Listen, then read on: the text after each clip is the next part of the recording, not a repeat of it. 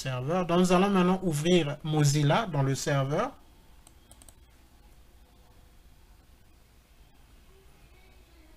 Alors, en ouvrant Mozilla, nous avons maintenant un web browser. Et ce que nous pouvons faire, c'est simplement mettre 172.16.1.4, l'adresse IP. Je saisis du mauvais côté. 172.16.1.4, qui est l'adresse IP du serveur. Nous avons accès au serveur. Okay? Je voulais bien voir comment est-ce que ça se sera si on pouvait accéder à du côté administrateur. Donc, je vais ouvrir un nouveau terminal, essayer rapidement. SSH root. Vu que j'avais modifié le 172.16.1.4.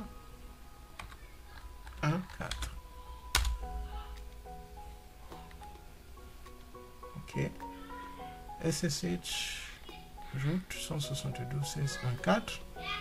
Ok, bref, nous avons accès au serveur. Nous allons activer ce côté. Donc, ce côté qui va chercher à accéder à ce serveur à distance. Nous avons dit que cette partie représente l'Internet. Donc, nous allons activer le PC Windows. Si nous venons ici, le PC Windows est là. Nous allons... je vais accéder à ce PC. Yes.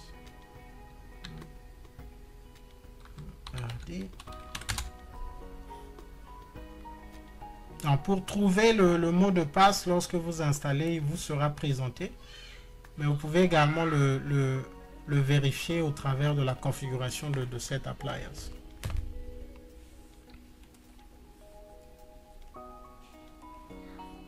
Ça prend un peu de temps. Ok. Nous avons maintenant notre serveur. Nous allons ouvrir le command line. CMD, ça fonctionne tel qu'un PC le ferait. Si je pouvais le configurer avec NAT ici là, on pouvait accéder à des serveurs web, RFI et autres. En fait, on peut l'utiliser tel qu'un vrai PC, mais il est dans JNS3, donc c'est quand même avancé. Donc je vais ouvrir CMD ici là, et je vais voir if config, okay. If config. If config. Oh, ipconfig avec Windows. Je saisis ipconfig. Donc, le PC a également obtenu une adresse IP. OK. Si nous faisons un ping vers le serveur web, donc le 172, excusez, je saisis du mauvais côté. 172.16.1.4. Le PC peut communiquer avec ce serveur. Avant de faire autre chose, j'avais déjà configuré un access list dans le routeur 2, donc je vais l'enlever. Je vais repartir ici. Configure terminal. Je vais mettre de show run include access. Donc je vais enlever cette access list. No access list. Alors ici c'est un élément que j'aimerais déjà donner. Ok. Lorsque vous avez un access list qui a plusieurs lignes, okay, plusieurs lignes, il y a quelque chose à noter. Si vous voulez effacer une seule ligne de cette access list, vous devez spécifier la ligne. En d'autres termes, si je fais no access list 101 et je précise que je vais effacer le permit, okay, cette dernière séquence, je vais copier ceci. Si je rappelle encore le do show run, remarquez que permis TCP IP. Voilà, bref, je pense que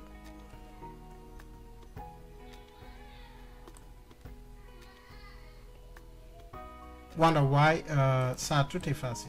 Bref, je croyais que ça ne devait effacer que l'unique ligne ici là. Bon, je vais vérifier ça. Bref, donc nous avons effacé l'access list. Si je reviens dans le serveur,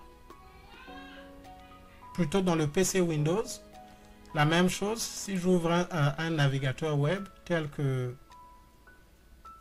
un web browser, Internet Explorer. C'est la même chose que nous allons faire. Nous allons mettre, nous voulons accéder au serveur 172.16.1.4. Ok. Si je le fais, je peux accéder au serveur. Donc, en d'autres termes, les paquets sont en train de quitter ici, là, tel un vrai réseau, pour atteindre notre serveur WordPress. Malheureusement, lorsque je voulais modifier les éléments en tant qu'administrateur du serveur web, j'avais tout détruit, donc nous ne pouvons plus modifier quelques lignes de ce serveur. Mais bref, nous constatons qu'à partir du PC, nous pouvons accéder à notre serveur web. Donc, maintenant, pour repartir sur les access lists, si nous voulons configurer un access list simple, ok, nous n'avons qu'un seul PC ici, là. C'est le PC Windows. Je vais ajouter un PC Windows rapidement, ça ne sera pas long, pour essayer un peu de donner de la beauté à ce que nous sommes en train de faire. Donc, je vais ajouter un deuxième PC que je vais déjà démarrer, Start, et je vais le connecter ici. Donc, le premier PC peut accéder, et nous savons que le premier PC a obtenu l'adresse IP 192.168.1.2. Nous allons noter ça ici. 192.168.1.2. Et je vais ouvrir le deuxième PC et nous allons voir l'adresse IP qu'il va obtenir. Remarquez qu'il est en train de démarrer tel qu'un vrai PC démarre. Donc, nous allons attendre qu'il soit prêt. Donc, pendant ce temps, si vous voulez configurer un access list simple, donc j'anticipe déjà que le deuxième PC va recevoir le 3. OK? Donc, l'adresse IP qui se termine par le 3, nous allons mettre ça ici. OK, il est prêt. Donc, je vais accéder à ce PC également. Je vais mettre P, A, S, W, O, R, D. Je pense que je pourrais accéder. Donc, ça, c'est le deuxième PC.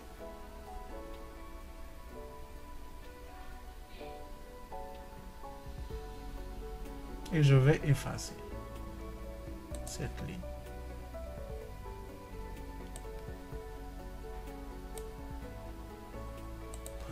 Le seul problème avec ces applications, si vous voulez faire la pratique, c'est que ça demande beaucoup de mémoire dans le PC.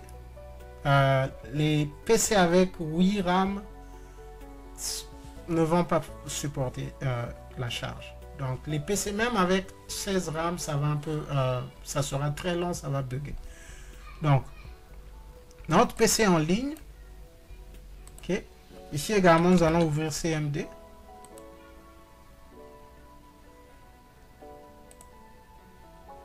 C'est un peu long. CMD. Ça me rappelle l'un des présentateurs sur YouTube que j'aime. Il dit: je n'aime pas attendre, je n'aime pas attendre. J'aime que dès que j'ouvre, que ça puisse commencer à fonctionner, que je puisse commencer à saisir les commandes. Ouais, donc c'est parfois c'est par rapport à la charge que ça supporte. Juste pour vous donner une idée encore, si j'ouvre mon panel des serveurs, View, Docs, Server Summary, plutôt, Server Summary. Donc ici, j'ai le serveur que je suis en train d'utiliser. Ça, c'est un serveur externe qui a 128 Go de RAM. Donc, il est en train d'utiliser 11% de ces 128. Ça veut dire que ce que j'ai ici est en train d'utiliser à peu près 10%, ce qui représente 12%. Donc, bon, j'imagine que si vous avez un PC qui a 16 RAM, vous pouvez faire de tels labs. Donc, si nous repartons dans notre deuxième PC, qui est celui-ci, je pense, celui que nous venons de démarrer. Si je fais ping, la même chose, 172.16.1.4, nous pouvons ping. OK? Si je fais ipconfig, lui, il a obtenu le 192.168.1.3. C'est ce à quoi nous nous attendions. Donc, notre réseau fonctionne correctement. Les deux PC peuvent accéder au serveur web. Nous allons faire la même chose. Nous allons accéder au serveur web au travers de... En fait, nous allons ouvrir la page web principale. Donc, 172.16.1.4. Donc, ce PC, j'espère, ouais, ce PC également peut accéder à la page web principale. Pour ajouter un peu de... Pour observer ce qui est au niveau de la 4e couche, nous allons ouvrir Wireshark pour voir les paquets qui sont en train de traverser le réseau. Donc nous sommes en train de capturer les paquets qui passent au travers de cette connexion. Okay?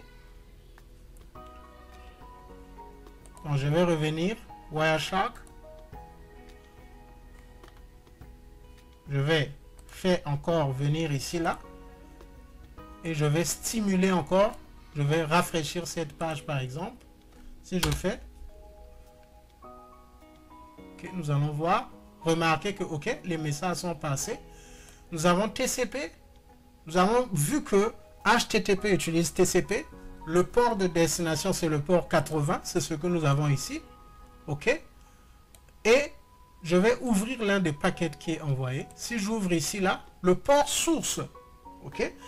Lorsque nous avons fait l'introduction, nous avons dit que un PC qui communique avec un serveur web aura un port source. Et le port source, c'est un port qui est ephemeral, qui est dans une fourchette donnée. Donc le port de ce PC, nous l'avons ici là, c'est le 49.679 et le port de destination, c'est le port du serveur web. Et ici, nous avons les flags. Nous avons parlé des TCP flags, le ACK, plutôt le SYN, le SYN-ACK et le ACK. Et nous avons aussi parlé du FIN, qui veut dire la fin du message. Donc, vous voyez que c'est dans un réseau réel, c'est Wireshark, ok? Bon, peut-être pas seulement Wireshark, il y a des applications plus avancées pour faire la capture des paquets, mais ça fonctionne de la même façon. On ouvre les paquets, on voit qu'est-ce qui se passe dans le réseau, pourquoi est-ce que ce PC, pourquoi est-ce qu'il y a des paquets out of order, tout ceci. Donc, ce sont des applications comme ça qui sont utilisées pour faire le troubleshoot, ce qu'on appelle vraiment le deep dive, lorsqu'on veut partir dans la profondeur, rentrer dans le paquet, vérifier ce qui est en train de se passer, pourquoi. Bref, je donne tous ces éléments pour reset, par exemple, ici, je pense que reset, c'est un message qui veut dire il faut refaire la connexion. Reset. Donc, ça, c'est pour montrer d'un point de vue réel comment est-ce que les messages fonctionnent dans le réseau. Tel que ça se passe, c'est tel que le réseau fonctionne. Donc maintenant, nous avons ces deux PC. On nous dit, nous allons faire d'abord la démonstration d'un access list simple. On a dit que le access list simple ne bloque que l'adresse IP source. Okay? Donc, par rapport à notre topologie, ce que nous allons faire, c'est de bloquer, par exemple, l'adresse IP source de ce PC. Et nous ne voulons pas qu'il puisse atteindre, communiquer avec ce serveur. Okay? Maintenant, nous avons parlé de la location, la direction, les headers. Ici, nous sommes dans un standard numbered d'abord.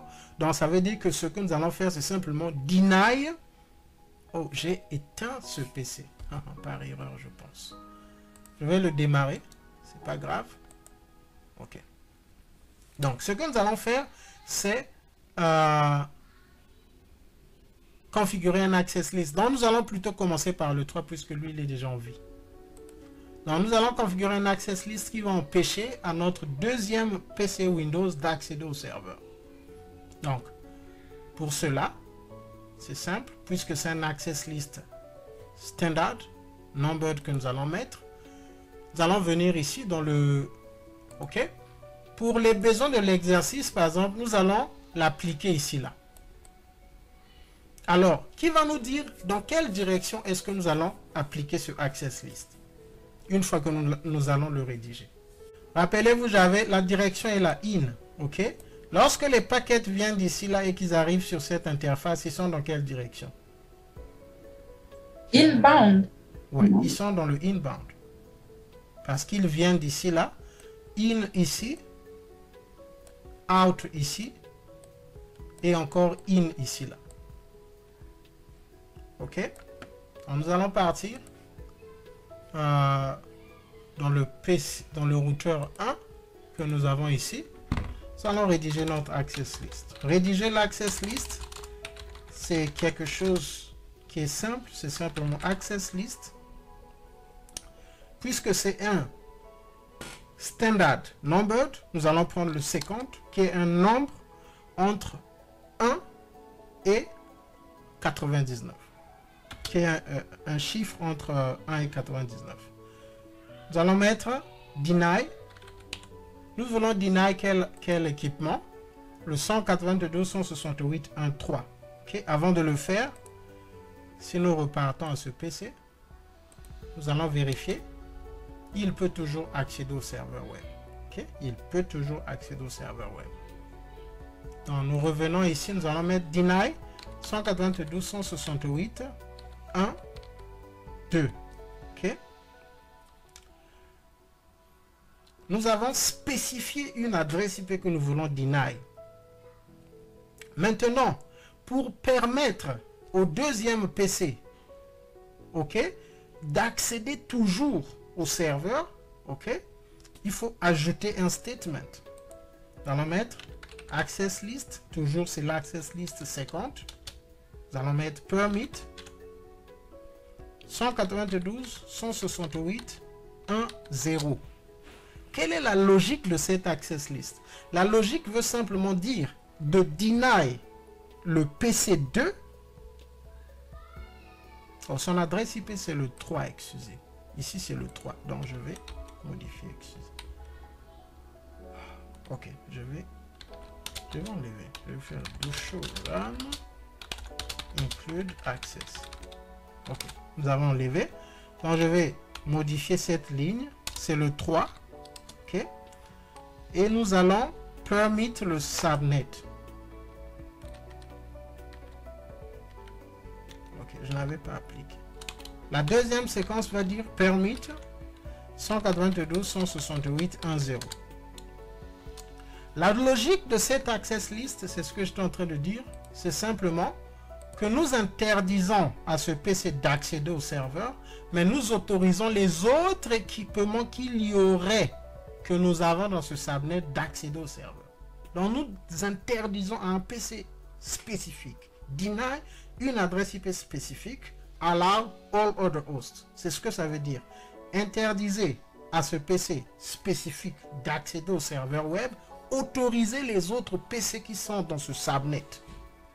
Nous avons notre access list. Une fois que vous avez rédigé l'access list, nous allons encore vérifier notre access list. Ça, c'est l'access list que nous avons. OK? Nous allons maintenant l'appliquer. Donc, pour l'appliquer, nous allons déterminer ça, c'est quelle interface. Je vais afficher. C'est pas avec ça. Ouais, excusez, non. OK. Donc, ici, c'est le G01. OK? Ici, c'est le G01. Je vais cacher. C'est le G01.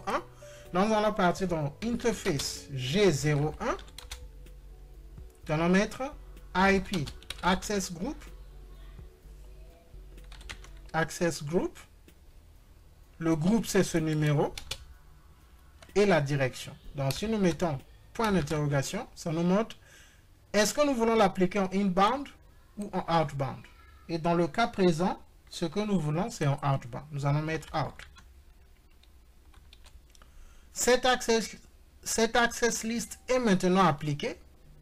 OK? Il est appliqué. Si nous repartons au serveur, nous allons encore essayer. Waiting for response.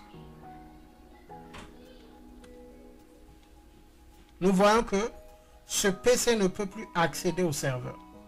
OK? Ce PC ne peut plus accéder au serveur. Même les pings, je pense qu'il ne... Bon, il ne peut plus ping même les serveurs, puisque nous sommes en train de bloquer l'adresse IP. Remarquez que le ping ne passe plus. Si nous repartons au deuxième PC, plutôt au PC, à ce PC qui est en haut,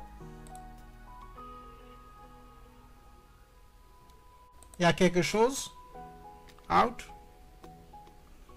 OK. Je reviens ici. D'abord. OK, d'abord, j'ai appliqué ça dans le... J'étais en train de parler de in, j'ai appliqué dans le out.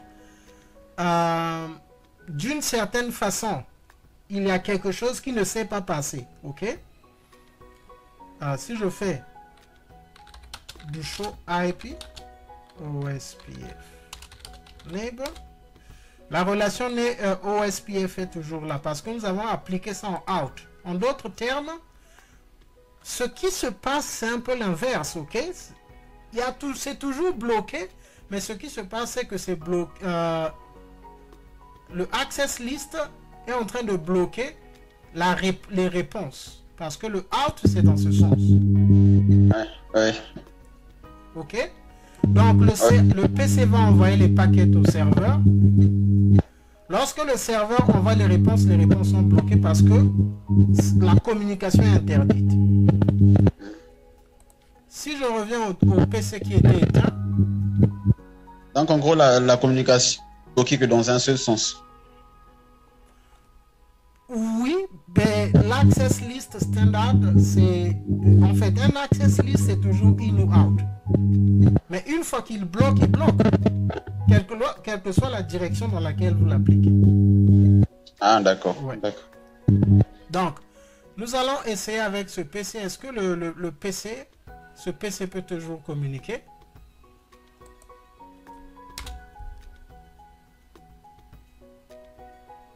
Remarquez que ce PC ne peut toujours pas communiquer. Alors, c'est là que je voulais parler. Avant d'aborder cet aspect, je vais d'abord modifier ce statement ici. Là. Je vais enlever, OK? Je vais enlever le No IP Access Group 50 out.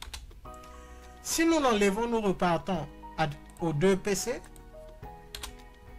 Les deux PC peuvent maintenant communiquer avec le serveur. En fait, le premier PC, vérifier avec le deuxième, qui est ici.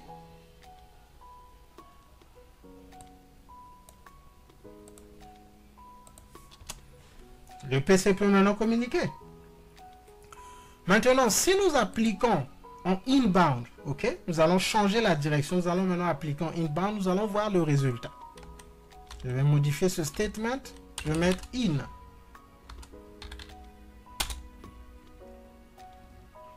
Et nous allons voir. Nous repartons ici. Si je cherche encore à accéder au serveur, waiting for response. OK. Ça, ce sont les retries. OK. Là, ça ne peut plus. Ce PC également ne peut plus. OK. Ce PC également ne peut plus. Alors, c'est là où maintenant, je vais aborder l'autre aspect. Je ne sais pas si je fais do show. OK. C'est ce que j'étais en train d'attendre, que la relation de OSPF aussi se détache. Pourquoi? OK. Ceci est en train de se passer. Notre access list, nous lui avons simplement... D'ailleurs, les statements aussi étaient inversés. OK. C'est pas grave. Je pense que ça, c'est pas grave. Notre access list a un seul statement qui deny. Il deny, nous lui avons dit de deny un seul PC. Nous avons spécifié le PC à deny. OK? Mais il deny le PC que nous lui avons demandé de deny.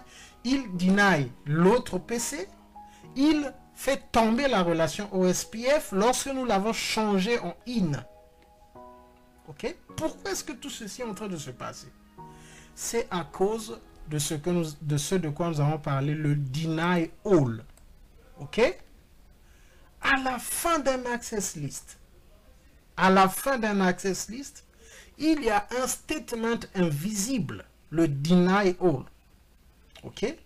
Le deny all. Donc, si nous lorsque le access list a fini de chercher les paramètres, a fini de match, a fini de trouver ce qu'il cherchait, ce qui n'est pas autorisé est interdit. Maintenant, ici, là,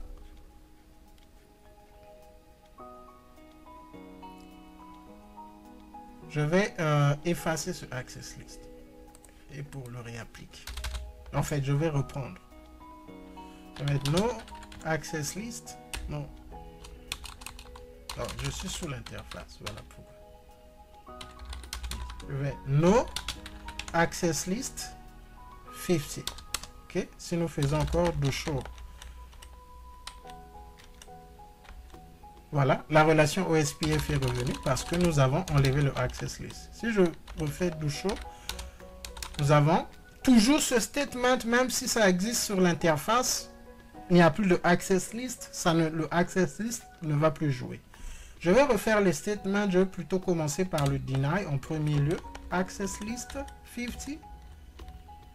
Je vais d'abord mettre deny, ok?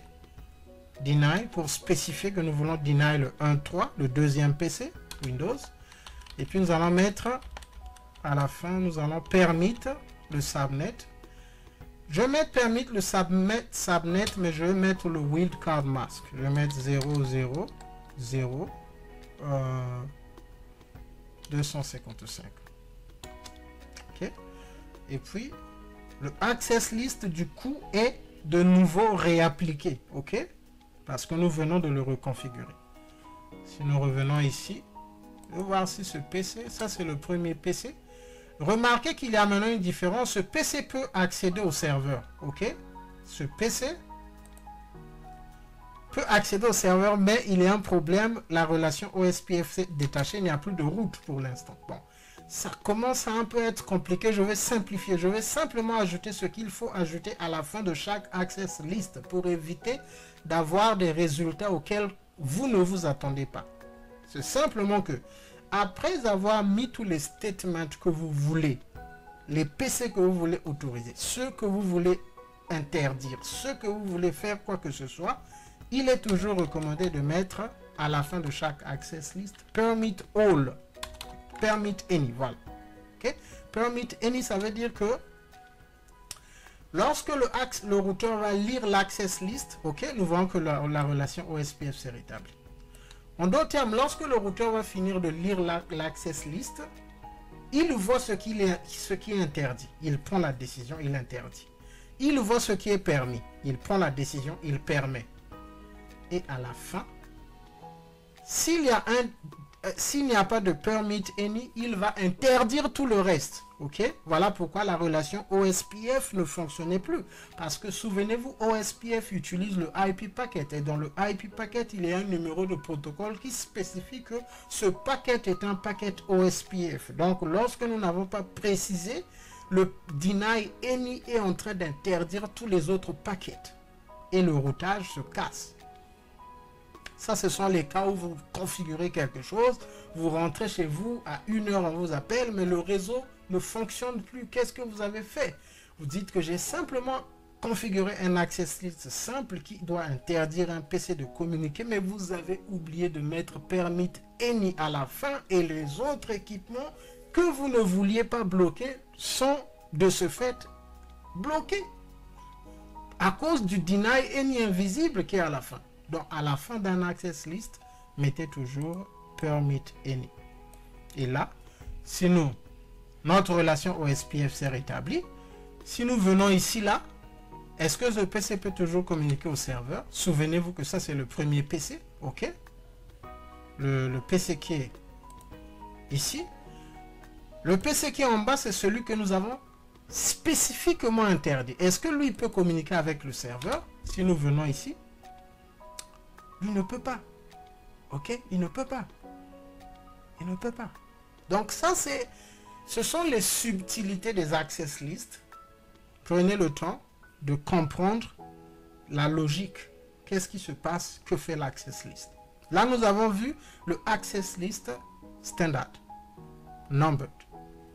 Maintenant, comment est-ce que vous savez que votre access list est en train de fonctionner comme il se doit? Ok? Si vous venez, faites show IP access list, remarquez que nous avons le access list 50 que nous avons configuré. Il a déjà deny 6 paquets. Il a déjà permit 15 paquets. Il a permit any 22 paquets. En d'autres termes, ça c'est ce que nous sommes en train de deny, le deuxième PC. Ça c'est le permit de ce subnet. Donc c'est le deny, c'est le deuxième PC. Donc le deny, celui qui est deny, c'est celui-ci. Ok, je vais mettre deny. Ce PC est permit parce que le subnet est permit. En d'autres termes, si nous ajoutons d'autres équipements, les autres équipements pourront toujours accéder au serveur parce qu'ils ne sont pas deny. Ils font partie du subnet. Et le permit any à la fin a aussi des matchs parce que nous avons des paquets de OSPF aussi qui sont en train de traverser le réseau. Là, c'est le permit any. Si nous refaisons ceci, remarquez que le permit any continue à augmenter, mais le deny n'augmente pas. Ok, ça n'augmente pas. Si nous venons ici au niveau du serveur, nous essayons encore de communiquer. Plutôt le PC, nous essayons de communiquer. Le PC va envoyer des paquets, chercher à accéder au serveur WordPress. Ça ne va pas se passer. Et si nous revenons ici au compteur, nous revérifions. Nous voyons qu'il y a maintenant 12 matchs. Avant, il en avait 6. Parce qu'il a encore essayé, il a encore envoyé des paquets pour chercher à parler avec le serveur. Les paquets ont été denied par le access list. Nous allons enlever ce access list, configure terminal. Nous allons mettre no access list 50. Et si nous cherchons do show IP access list, notre access list n'existe plus. Et si nous revenons au PC qui était interdit, qui ne pouvait pas communiquer, là il peut maintenant communiquer. Donc ça c'est l'effet des access list et c'est un access list standard numbered.